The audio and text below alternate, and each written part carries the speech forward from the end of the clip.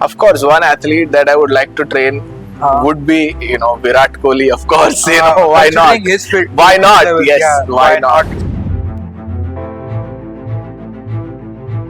And I think second thing I would like to say, I joke with my wife, is that because most of my athletes that I work with are females, it has also made me a better husband. Okay.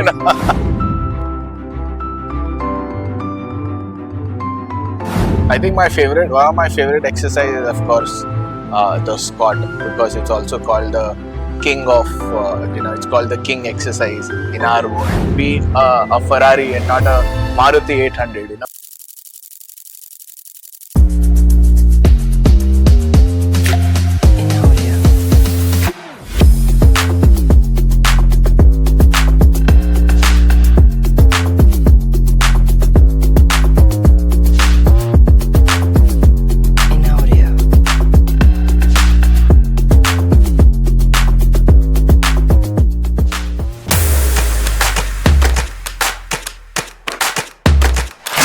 Hi friends, welcome back to Prakhar Talks Sports. I hope you all have watched my previous video. It was on Kudo combat sport, which has its origin from Japan.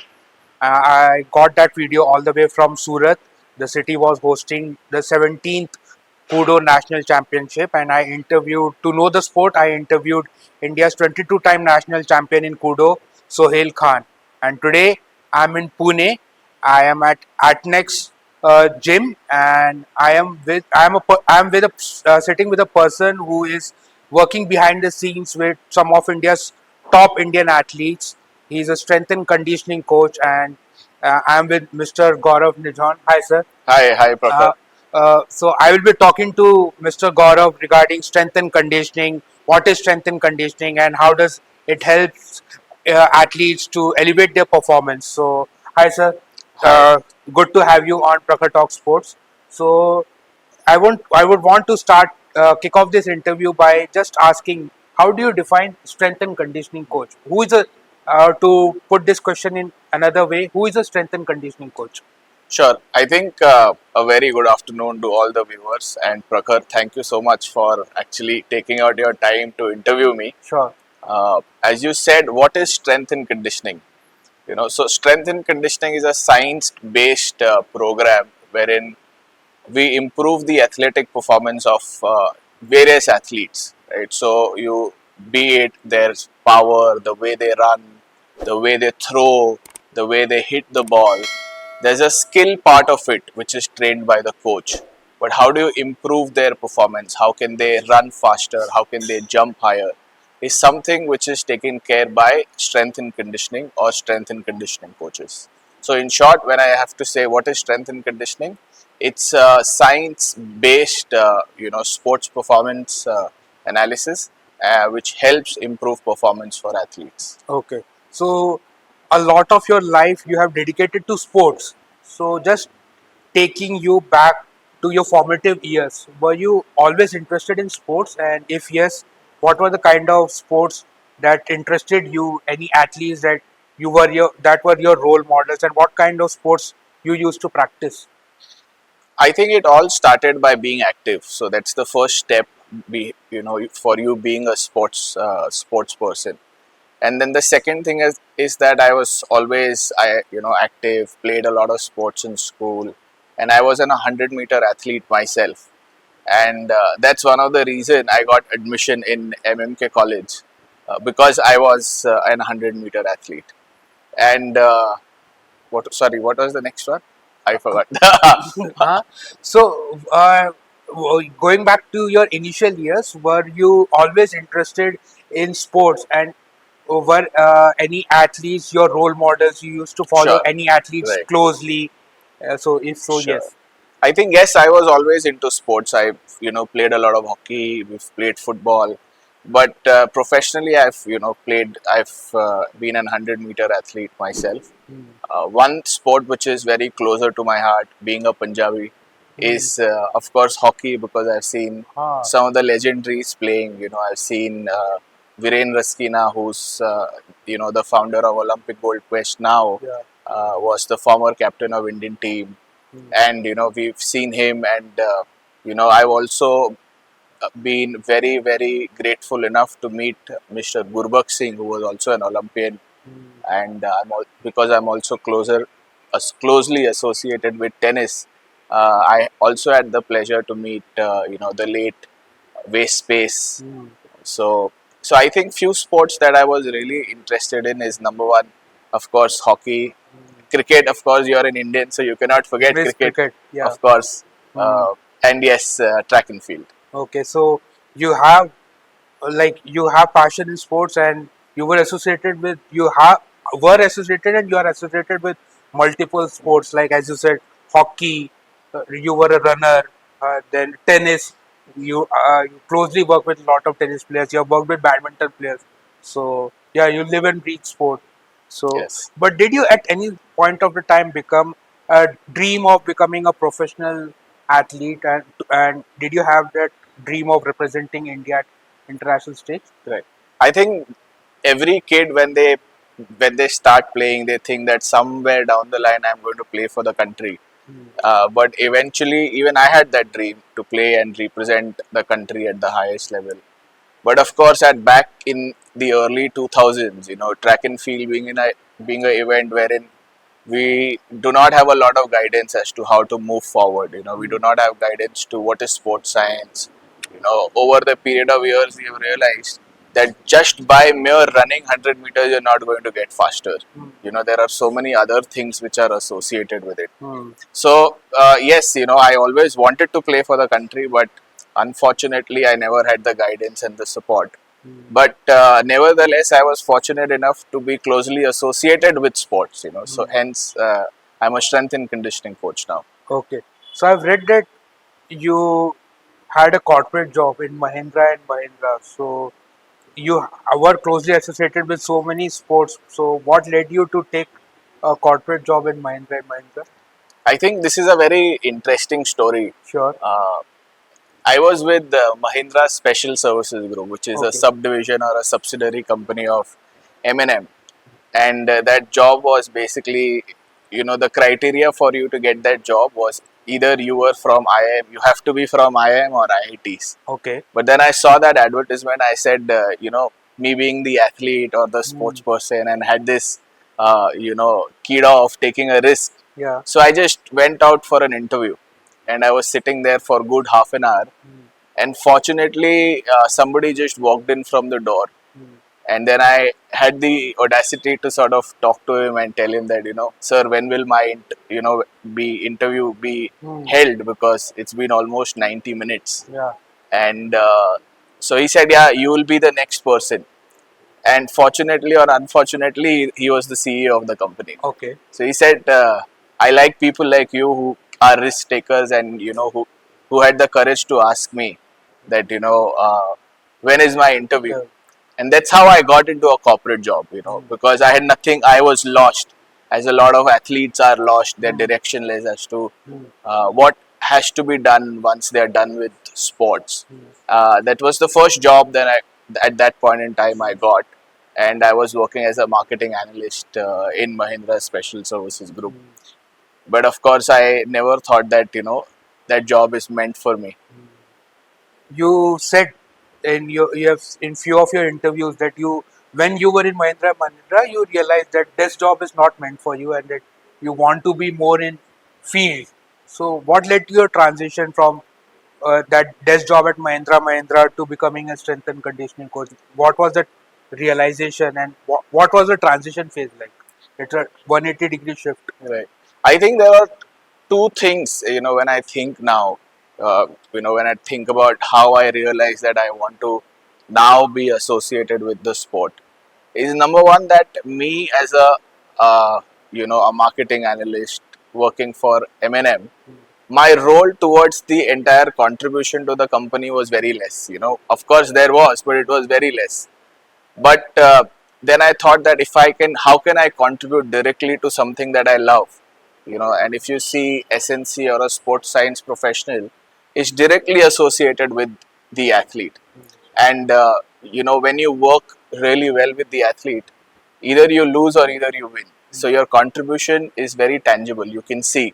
And that's the first realization that I wanted to do something which is very closely associated with the sport. And how I transitioned was, not a lot of many people were aware about training back then. Even 100-meter athletes or any sort of an athlete used to train like a bodybuilder. And I always used to think, I think there's a better way to sort of train. And that's when I started my first certification as a personal trainer. And while I was doing that, I realized that I don't think so this is meant for sports. We should be doing something else. Okay. And so I went to the UK. I did my MSc in strength and conditioning from St. Mary's University, and that's how my transition was. So after you finished your studies in UK, you did a couple of certifications as well. So how did then you begin your how your journey as a strength and conditioning coach began? What was your first, if I may use the word, gig? What was your first job in strength and conditioning coach? Can you tell Yeah. me about that? I think I was, very lucky, unlike other strength and conditioning coaches, because nowadays it's a big struggle for strength and conditioning coaches to sort of, get into the Field. main field. Yeah. Yes, but I think back in the days I got an opportunity to work with Heel, which was like a small sports performance center, and during that time, one of my athlete was Purav Raja. I don't know if you know him. He was top 50 in the world in doubles In and tennis. in tennis. Okay. Yes, and I think I have to give him major credit because he was the one who said that listen, why don't you just take a chance and travel with me? And I was so fortunate that the minute I traveled with him, uh, the week that I traveled, I still remember it was in Bangkok, wherein not only Pura but some of the great athletes were accompanied by him, like Leander Pace and Mahesh Bhupathi. So probably getting to see a 24, 23-year old young boy straight out of the college, to see great athletes at the tournament was really really progressive for my career, and that's how it started. And that's why if you see most of my work sort of revolves around tennis and racket sports. So, as you said, one of your first jobs in strength and conditioning coach was because of a tennis player, and that subsequently you worked with lot of uh, top Indian tennis players. You got to meet Leander Pace, and today you introduced me to another tennis player. You have worked with Ankita Raina. So, and you have said that tennis is a very expensive sport. So, but not many understand that tennis can be an expensive sport. People say that you just need to have rackets and a tennis ball and you have access to a court and then start playing. So, why do you say that tennis is an expensive sport? I think number one, why tennis is an expensive sport is we need to realize that one tennis court is around 7,200 square foot. Okay. So imagine getting a space which is this big in Mumbai. There is no way we can get it. Plus, the maximum amount of players that can play on a tennis court is four. For a good 4 hours. So, of course, because of the space constraint and because the rackets are so expensive, you need multiple balls during the practice. That all contributes to making tennis an expensive sport. And also, one needs to travel quite a lot in the sport. So out of 52 weeks, a tennis player at a decent level might travel for good 35-40 weeks in a year, and not just alone, but sometimes the athlete might be traveling with the parent or with the coach or with the SNC and the entire support staff. So that adds to the cost. Okay. So coming back to your profession, strength and conditioning coach. So I understand that strength and conditioning coach is now it's very important for an athlete uh, if he or she has to attain their maximum performance. But I also at the same time understand that strength and conditioning having a strength and conditioning coach is not feasible. It's not possible for every Indian athlete. So what can be done? We have a very young population and which is slightly getting interested in sports. They are practicing sports on almost on a daily basis, but So what can be done to bridge this gap, and why? And what can be done to bridge this gap? Right. I think when in a country where the average age of the population is less than 35, everybody would want to play a sport. Everybody wants to play a sport. So number one is strength and conditioning coaches. First reason is it's a cat and mice situation. Where uh, a strength and conditioning coach who works at the grassroots level doesn't have enough motivation because there's no money, Yeah. right? And if you see, one has to always be updated, keep reading about it, keep doing a lot of courses, keep studying. So that money needs to come from somewhere. Yeah. And where does it come from? It usually comes from, some of the top athletes who sort of, have, the funding to pay you. Or probably some of the bigger organizations like, the Olympic Gold Quest or the Go Sports Foundation or Army Institute of Sports. But that's number one. Number two is that, how can we make it more accessible? Is I always say that, strength and conditioning should just not be limited to the top athletes in the country. Exactly. Even a 10-year-old, a 12-year-old budding athletes, a 14-year-old athlete would need people like us. So what we've done here at Nijhon Sports Performances at Atenex is we've started with group batches. So at a very, I would say a minuscule of cost, you get to sort of train with some of the biggest, educated SNC coaches in the country. So of course, as we, I'm talking about myself. I've done my MSc in strength and conditioning from UK. I'm also now doing my PhD from UK. Specializing in women, female health and performance. So anybody who's keen, or the entire SNC community, because see, what we have to realize is that so many coaches will not get an opportunity to work at the top level.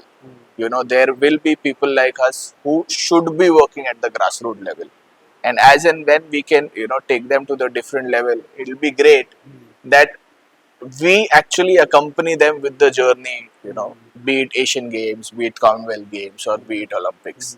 So I think if we can reduce the cost considerably, we can be accessible to a lot more athletes in the country. And I think that's one of the aim of Nijhon Sports Performance. So it is important that more and more athletes are aware that what is strength and conditioning, the importance of strength and conditioning, role of a strength and conditioning coach in their athletic journey.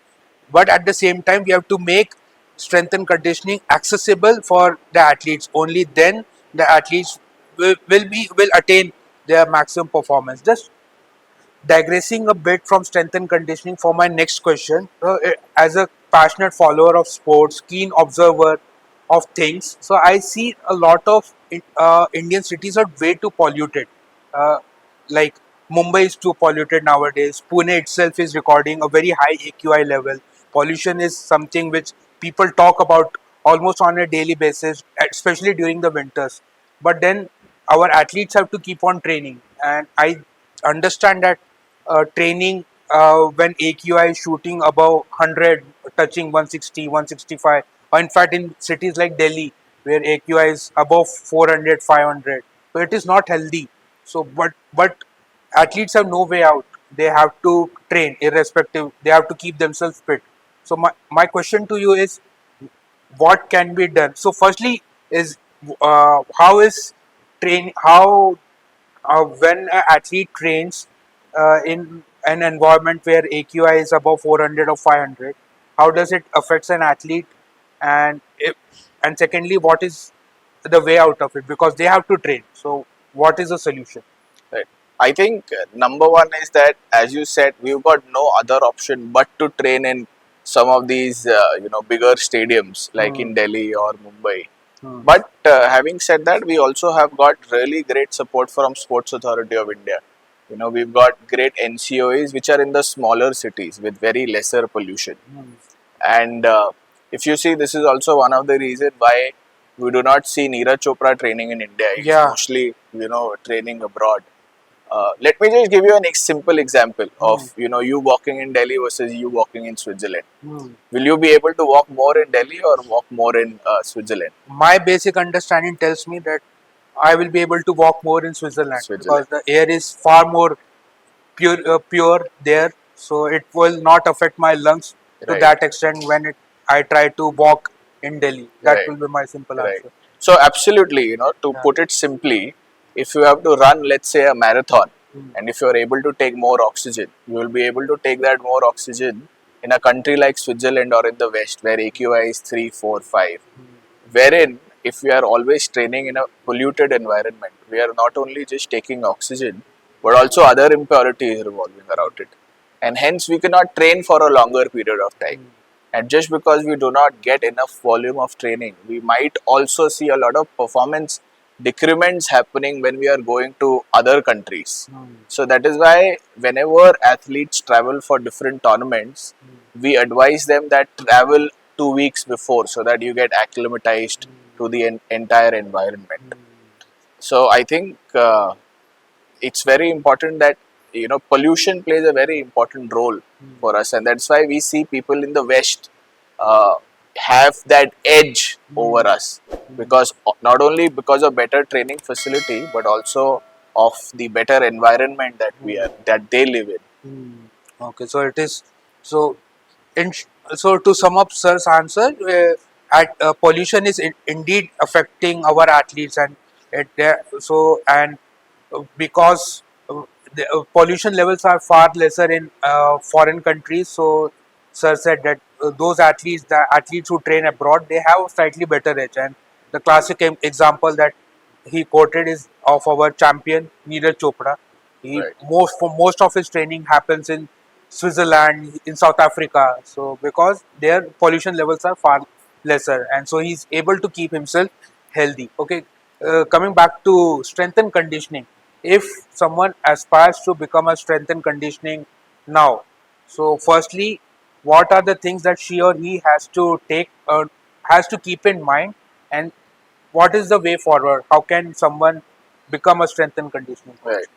I think number one is that study, be good at academics, get to know more about physiology, the biomechanics of the body.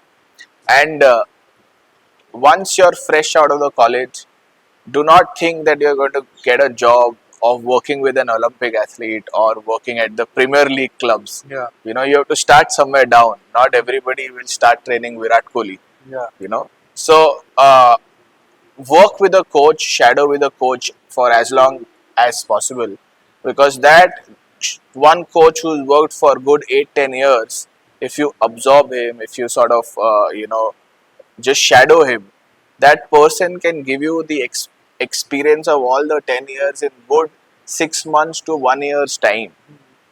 So shadow, and after that, once you think you are ready for it, you should start training a lot of junior academy kids, and keep updating yourself. Don't feel that just because I finished one degree, I am a good coach, because things are evolving. Today we say that X, not X is equal to Y, it's not necessarily that variable yeah, is right. yeah, There are so many other variables which needs to be taken into consideration. yeah. So be updated, get an academic degree. There are a lot of other certifications that one can do, and observe a lot of other strength and conditioning coaches. See what they're doing, and slowly and gradually, probably those coaches can give you an opportunity to work with some of the bigger athletes in the country or The organizations. fitness level of an athlete who used to play sport at the highest level some like 20 years back is not similar to the fitness level of a Neeraj Chopra currently. Right, So similarly, so in same way, strength and conditioning coaches have to keep upgrading themselves right, because they are the backbone of a player's fitness, players strength and conditioning. The right. crucial terms being strength and Strength and conditioning. conditioning. So yes, so there's a lot of continuous studies involved, Right. updating your knowledge to the latest trends. So what the things that the athletes of yesteryears used to use, they are like not in trend anymore. So you Right. have to keep upgrading I think yourself. just to add, probably, Yeah, 20 years back, you used to ask people, what do you do for fitness? Our parents, even now, yeah, they're like, why don't you make him run 5 kilometers on 10 or 10 kilometers? But in a sport like tennis, where every point doesn't last Matters. more than 5 to 6 seconds, why would you want to run 10 kilometers? You don't want to become an endurance athlete. So it's very important that you, get in touch with a good strength and conditioning coach, because they not even have great academic experience, but they also know the needs of the sport. And every sport has different need. Let's say if racket sport has different need, cricket might have a different need. A javelin thrower might have a different needs of the sport by altogether. So hence, it's very important that growing athletes, they get involved in an active strength and conditioning program. So, can I say that even strength and conditioning coaches should know their sport, and they should also know with which set of athletes they would want to pursue their career? Am I correct? I think that comes later on in your careers, when the top athletes in the country know that, okay, this guy is a racket sport specialist, this guy is a cricket specialist. That can happen later on in your career, but when earlier, just fresh out of the college, I would recommend play a sport, watch multiple sports, see what is happening in their sports, and then work with as many different athletes as possible, so that you can know your niche. You can know that, okay, this is what you're interested in, then you can specialize from there. Okay. So when I was reading about you, I came across one of your LinkedIn posts where you said, and I quote, "No number of leagues, whether in soccer, tennis, or badminton, will truly elevate athletes unless qualified people are directly involved in the system." So it's very interesting because, from my understanding of sport, in India, there's a league around a sport which is coming every few months. There was an archery league that happened. There's a cycle league that is being planned. So badminton also tried with league few years down the line, few years ago. And tennis also has a league. So, but what did you mean when you said that uh, direct that no number of leagues, whether in soccer, tennis, or badminton, will truly elevate an athletes unless qualified people are directly involved in system? Right. I think what I meant was that, why do you think there are so many Indian players wanting to play these leagues? Hmm. Is number one is because of the exposure that they're getting. You know, some of these tennis players, or in the tennis league or in the soccer league, there are so many international players who are playing in shoulder to shoulder with Indian athletes. So what happens is that they get to know how they are playing tactically. They also get to know what their routines are, how well they are training. Similarly, if the entire ecosystem doesn't grow, if we do not get the opportunity to get exposed to what the international athletes are doing, how their physical capabilities are, if we do not see that, we won't be able to raise the standards for our Indian athletes. So it's very important that, uh, in a league, especially in a league format like India, all we are looking at is the economics of the sport. Who's getting the most Where amount is of money coming from? money coming from. Yeah. But we are not looking at the fact that there are so many things which are happening behind the court or behind the field. So let's say, whether can a sports scientist help you perform better in a league? Can he get exposure, by just watching some international athletes? Can a strength and conditioning coach, help you in that league? Because all we see is great players, but we do not see, a great sports medicine guy or a sports science guy or a SNC coach. Yeah. So I think with great coaches, when the entire ecosystem grows, not only the economics of the sport will grow, but we will see much more medals at the topper level, because we will get exposed to some of the biggest athletes in Yeah. the country. Okay. So leagues are a good way to market a sport, to bring money in the sport, but it should be taken care that that some money is also being invested in coaches, the people, Right. like people who work closely with the like a sports nutritionist, sports psychologist. There's a lot of talk around people who take care of the mental health of the our some of our top athletes. That is a special field of sports By science. itself. So I will Absolutely. definitely confirm that, and so it is important. It is important to invest in strength and conditioning coaches and coaches as well. yes, it is important to have a league, but the money should also funnel to coaches as strength and conditioning Conditioning coaches coach. as well. So coming back to your story, last year you traveled to Paris during the Paris Olympics, and you worked very closely with one of India's top shuttlers, Lakshya Sen. You were his strength and conditioning coach. So can you take us?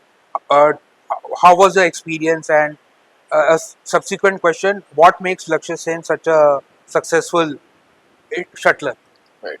I think I was very fortunate to not only represent our country at the highest level, which is Paris Olympics 2024, as a strength and conditioning coach with Lakshya Sen, but also I was the part of the entire Olympic journey. So we did a lot of different BWF tournaments, 750 Super Series, and I was also a part of the Thomason Uber Cup.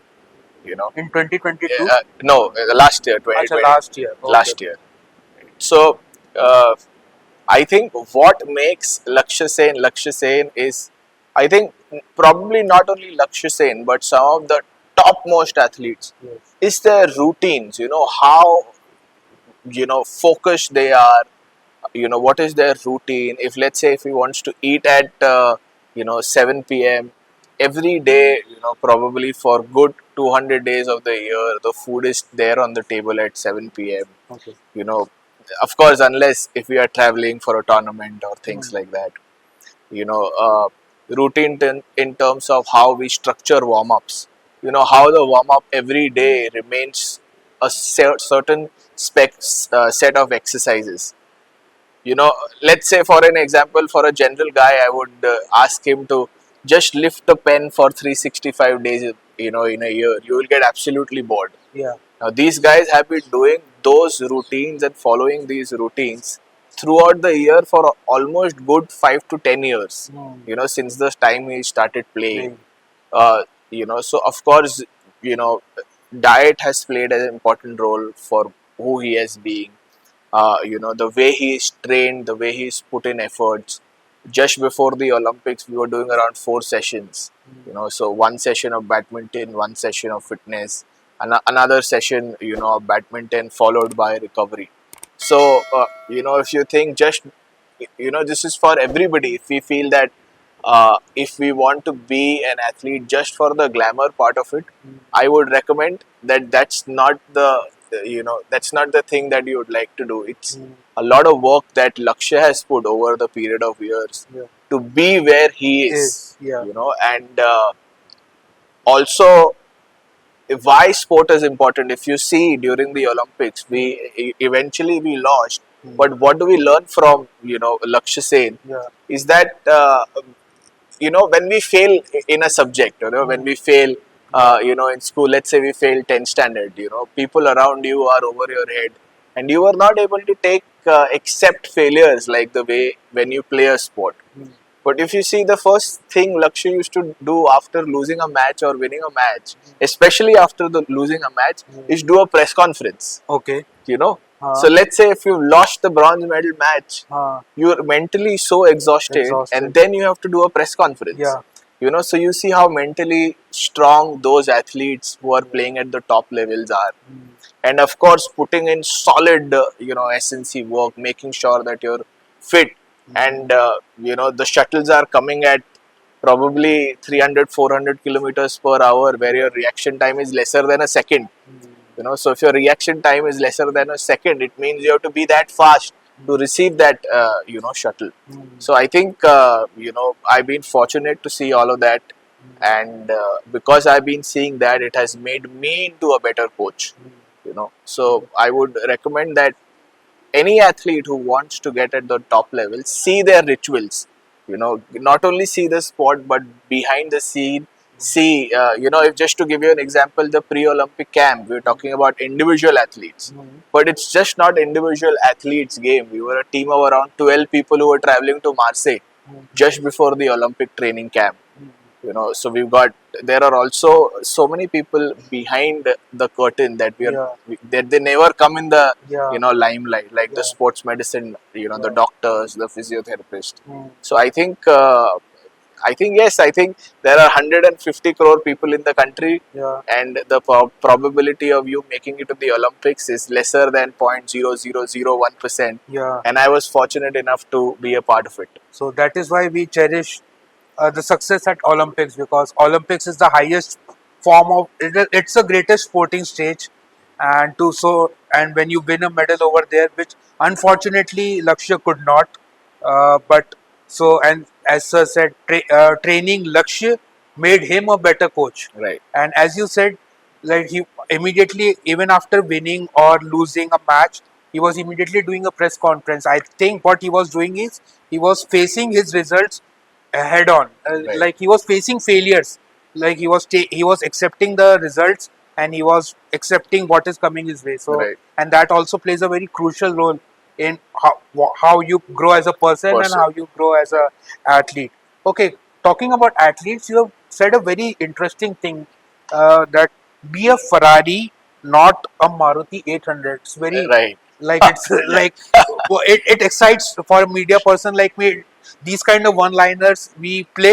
We love to have such kind of one-liners. But what did you mean when you said be a Ferrari, not Right. a I Maruti I 800? think what I meant is that in India, people really focus too much on the skill aspect of it, which is very important. But imagine if you're highly skillful and if you're playing a sport, let's say if you're decelerating, your joints take 6 to 7 times of your body weight.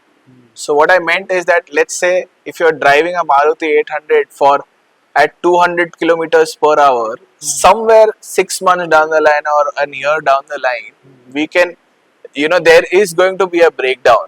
Similarly, athletes also break down. We see a lot of injuries. Why those injuries are happening? Because they are not conditioned enough to play that sport. So, I would request every athlete just not only focus on the skill, but be a Ferrari. Have greater strength, greater power, increase your speed, your aerobic capacity, so that you can sustain your entire season. You can sustain for 10 years. You can sustain your entire careers and not have a career-threatening injury. Which we've seen so many times. That a great skillful athlete is not being able to go to a larger level just because the athlete was not fit enough. So that's what I mean by be a Ferrari and not a Maruti 800. Have a bigger braking abilities, have a bigger engine, have greater accelerative abilities. Okay, so you have spent so many years, you have dedicated so many years of your life to sports. You have experienced sports at the highest level, being at Olympics. You have studied, you worked closely with some of your champion athletes. So, if I would ask, what is one thing that sport has taught you? What would your answer be? I think sport has taught me to face, as you said, face failures head on. Yeah. And sometimes when we feel that today, I'm a little tired, and it's very natural that somebody to feel a little lazier.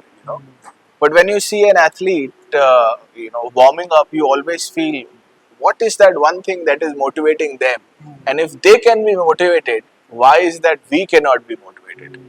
So of course, just by looking at the mere fact that the athlete is so energetic every day and doing it, things and putting in work day in and day out, it motivates us. And also after losing a match, the athlete just talks to you like as if he or she nothing Nothing has happened. happened. Yeah. So I think that has taught me quite a lot. So it's not only has made me a better coach but also a better individual. And I think second thing I would like to say, I joke with my wife, is that because most of my athletes that I work with are females, it has also made me a better husband. Okay. All right. Okay. So, winding up this conversation, I always ask this question to in most of my interviews, because what you are doing is for making India a better sporting country. What I am doing, talking to you, and eventually taking your story to the masses, is to eventually make India a successful sporting nation. So, in your experience as a strength and conditioning coach, uh, what can be done so that India becomes like a, I won't say like, okay, I will What can be done to make India a sporting powerhouse? We have so much of talent, but yet we are not looked as a country which can be called as a sporting powerhouse. So, but what can be done that India emerges as a great sporting nation? Right. I think first of all we need a lot of more open spaces for free play. I think that is what is missing. So if you've got a lot of more spaces, kids will be interested to play more. They'll be more physically active, and that's how you funnel, the kids' interest in a particular sport. And once that happens, if you see some of the top sports science talent or sports medicine talent works at the grassroots level. You know, not that they get in unlike in India. You only get such support when you've already made it to the top, when you've already become a national champion. So it's very important that you've got, first of all, that you've got great supporting staff and also a lot of free space to play, so that these are all the things that will make India a global success in sports. Yeah. If you see China, or if you see other Western countries, there's a talent pathway which we are missing in our country at this point in time, as to what an under 10 athlete has to, what he has to do, what are the processes that a youth athlete has to follow, what are the processes that an adult athlete has to follow. So it's very, very important that tell me how many sports universities that you know of in India. Sports Universities dedicated dedicated to sports. where you that's very few. I can hardly count on numbers Right. on my fingertips. There's one university that it's not a university, it's a college Right. that works out of Mumbai, but that's into sports management. Right. The, uh, But let me ask you another Sure. question. How many management institutes that you know? there are plenty, And how many medicine institutes that you know? even more. Even more. Yeah. So I think it's very, very important that we've got great universities. Sports because university. sports universities. Because if we do not put a lot of work in research and development, Yeah, if there's no research as to, till now all of the research that we refer to is Caucasian population or the Western population. We do not have data for our Indian Our own athletes. Indian Our athletes. Indian athletes. Yeah. So it's very important that we've got great academicians who are doing research. Yeah. At the Yeah. at the India level, yeah, right? So that we can know what is happening. yeah. What is happening with a 10-year-old? What is happening with a 12-year-old? Uh, And of course, there's so much research now saying that because women athletes, they have to be trained a little bit differently. Male athletes have to be trained in differently because of course of the menstrual cycle changes Yeah. which are happening in females. So all of this knowledge has to be assimilated and accessible for our Indian sports science professionals. For us to become a global success in the country. It is a very crucial point that you said, that how much are we investing in research in sports, because Right. only once we invest in research in sports, only then we will get enough data. Right. Having studied science myself, it is important to work on data. Right. No, and then what are you going to do by just looking at a football pitch? Yeah. Okay, we've seen 10 football pitches. Yeah. But what are you going to do of those 10 football pitches if there are not great coaches? We do not have enough sports science professional backing it. Nobody is going to move forward. It's just every day you're going to the pitch, playing and going home. But how do you move forward? It's the magic of that data. Okay, so very quickly to wrap up this interview, we'll have a fun segment called Rapid Fire.